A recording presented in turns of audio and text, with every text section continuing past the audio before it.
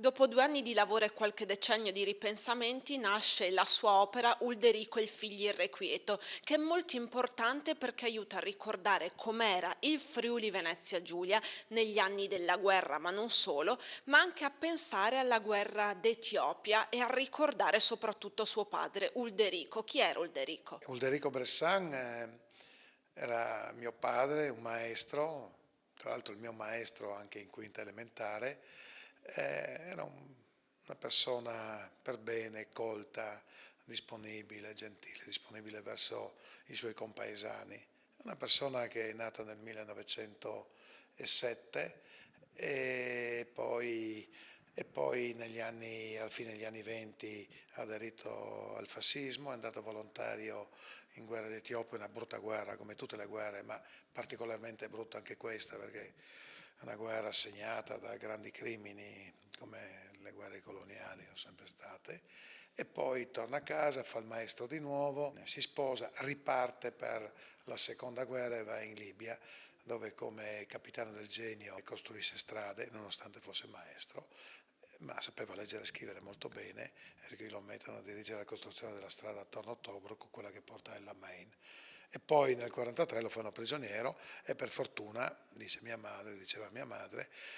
viene fatto prigioniero dagli inglesi e poi dato agli americani e portato in America. Lei si è interrogato a lungo sullo scrivere o meno questo volume perché si chiedeva il perché dell'adesione stessa al fascismo, di un uomo comunque di cultura, un maestro. Sì, non tanto sull'adesione proprio al fascismo, perché salvo piccole minoranze, una gran parte degli italiani ha aderito. C'era uno spirito nazionale, c'era anche una componente sociale nel fascismo, sul cosiddetto fascismo sociale. Finite le botte, ecco, dei primi anni,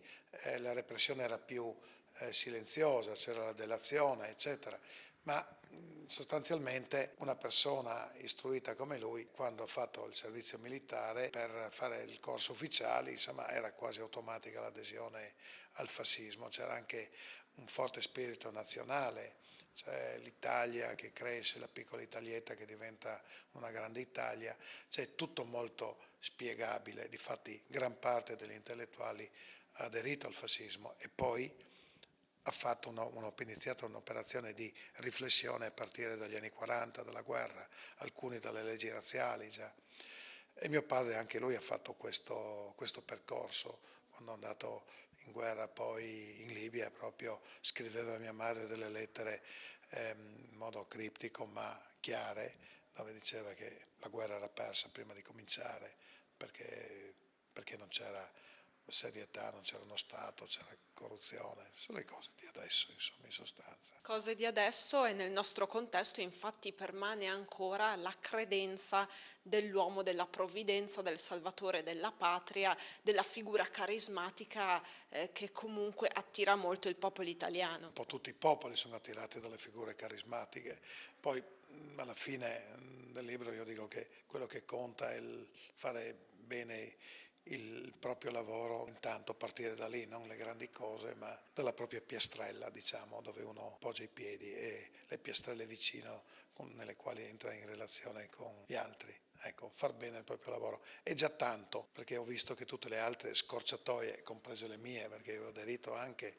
sono uomo di sinistra, eccetera, ma in un periodo ho aderito anche a un partito a 20 anni, sono stato vicino a un partito marxista-leninista ed era una scorciatoia per cercare di dare un volto nuovo al nostro paese, dare delle soluzioni. Sono scorciatoie che non portano da nessuna parte. Qualcuno in quegli anni è stato poi trascinato anche a scelte dementi, a scelte violente, eccetera. Molto spesso anche, e lo scrivo nel libro perché il libro continua dopo la guerra d'Africa, con la guerra fredda, con la strategia della tensione degli anni 70, nella mia famiglia siamo stati coinvolti pesantemente, abbiamo avuto 2 perquisizioni per Piazza Fontana e una per la strage di Peteano, senza alcuna responsabilità o altro, però siamo stati coinvolti in questo ed è stato pesante anche per mio padre che ha presenziato alle perquisizioni e che era sempre attento a dirmi stai attento non a chi frequenti, dove vai, però una parte dello Stato lavorava e ha lavorato per trascinare una parte di giovani su una china, e questo non li giustifica, su una china della violenza, perché ad esempio 6 giovani a Gorizia sono stati messi in galera per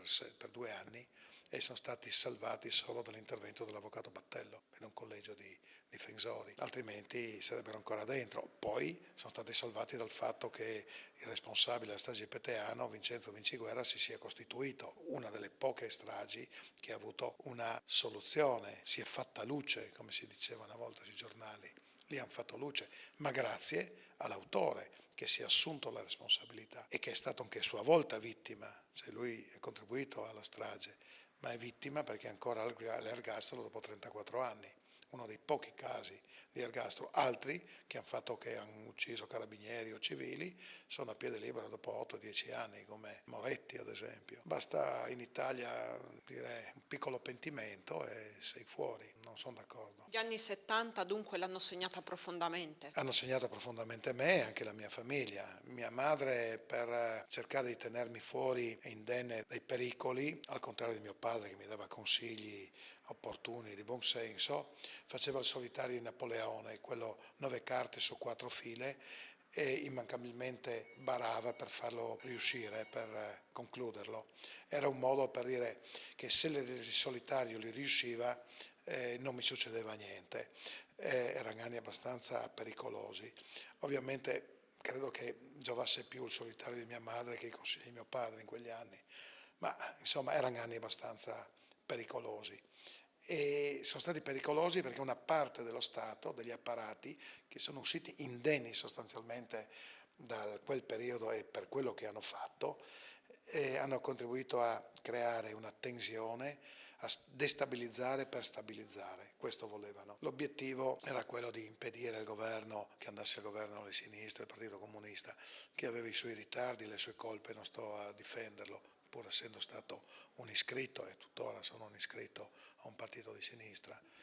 ma hanno usato delle carte sporche ed erano spinti dai servizi segreti occidentali in generale e di altri paesi in particolare. Queste cose sono ben scritte in diversi libri, tra cui uno di Stefania Limiti, Doppio livello. Chi ha già letto il suo libro trova come filo conduttore il contesto del comune di Aiello del Friuli, dunque ricorda anche dei dettagli della propria infanzia. Ecco, questa è la parte che un po' è piaciuta di più alle persone, ai lettori. Racconto il dopoguerra fino al 69, fino appunto a Piazza Fontana. Fino al 69 è un paese come gli altri, la mia famiglia è una famiglia come gli altri, dove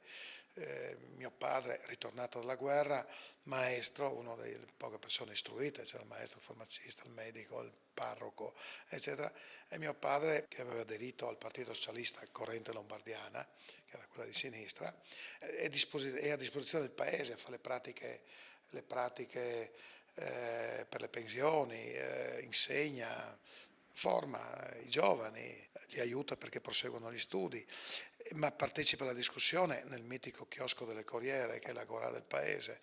dove si discute di tutto, dove il segretario del Partito Comunista, Musuruana, faceva pane, aveva una panetteria, quando l'Unione Sovietica lancia il missile verso la Luna, spiega ai presenti, ai ragazzi, e anche non solo ai ragazzi, dice dove ha colpito il missile, cioè sembrava che la Luna fosse un astro sovietico diventato. Mio padre parlava della Luna sotto un aspetto così diverso, quello dell'astro, sì, di un pianeta, ecco. E comunque grandi discussioni, azzerate poi dalla missione americana. Comunque c'erano discussioni un po' fantastiche come in Amarcord di Fellini. E il paese però era più unito, c'erano grandi discussioni, c'erano contrasti, però c'era anche il punto d'incontro come il Circolo Colavini dove ci si vedeva, dove si giocava a scacchi, i corsi di lingue, dove partecipavano anche i cosiddetti missini, che erano gli aderenti al movimento sociale, che erano la destra, diciamo, dove c'erano i cineforum, si organizzavano i cineforum con la partecipazione dei relatori socialisti, comunisti, democristiani, cattolici, e venivano tutti, da Jacumen all'avvocato Battello, a Dassi, a Gregoricchio, per le varie componenti, ed era un momento di confronto molto vivo, molto bello. Poi il 69 Piazza Fontana ha azzerato tutto, è esploso non solo la bomba è esplosa a Milano, ma è esploso anche il circolo, è esploso anche il sistema che si era creato in paese, e da quel momento le tensioni sono aumentate. Per dare un'idea, tutti i membri del direttivo del Circolo Colavini, che erano 12, sono stati chiamati dai carabinieri per indagini sulla strage di Milano. Cioè, questo dà l'idea di cosa era quel tempo e cosa era quel clima e cosa qualcuno faceva a Roma come amato per depistare e creare tensione in Italia per problemi che non ci riguardavano, no? Riguardavano forse gli Stati Uniti d'America, ma non noi. A Aiello del Friuli, non solo meridiane, si riscopre questo spirito sociale di unione della comunità che adesso forse si va un po' perdendo. No, è un po' si è attenuata ovviamente perché si è ricostituito un altro circolo, il Circolo Navarca, che ha contribuito in modo determinante a realizzare questo lavoro con Gaspari, con l'editore Gaspari. Resta sempre una certa vivacità nel paese. Certo, non c'è più quel clima vivo di confronto, anche di scontro, perché non era tutto rose e fiori, si pensava di cambiare il mondo in quegli anni. Comunque il paese non è solo il centro delle meridiane, che c'è una bella cosa, c'è anche un piacere di confrontarsi su temi più generali. In questo io ho contribuito pubblicando diversi libri di altri, da Leonardo Zagni a Furio Bianco, eccetera, ma anche alcuni libri miei, Amederia Chiozza